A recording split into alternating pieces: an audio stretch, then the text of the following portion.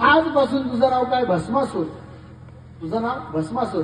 तू ज्याच्या डोक्यावर हात ठेवशील तो जागेवर भस्म होऊन जाईल. हा भस्मासूर म्हटला बाबा तुम्ही सांगितलेलं वरदान खरं आहे का खोटं मला पाहायचंय. शंकर म्हटले मग काय, काही नाही म्हटलं तुमच्या डोक्यावर हात ठेवून पाहतो. हात ठेवून पाहतो म्हटलं. भगवान शंकरांनी पळायला सुरुवात केली. पळता पळता पळता भस्मासूर पाठीमागे, भगवान शंकर पुढे. असं करता करता करता करता शंकराला वाटलं आता काय करावं. जवळच्या मित्राची आठवण झाली शंकरामध्ये. शंकराने तेव्हा मांडला कृष्ण धावरे लवकरी संकट पडले भारी, धावरे लवकरी संकट पडले भारी. आणि तू आमचा कैवारी, आणि तू आमचा कैवारी, आमचा कैवारी, आमचा कैवारी.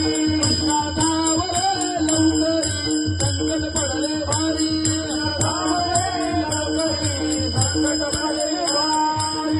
आणि भगवान सदाशिवाला वाचवण्यासाठी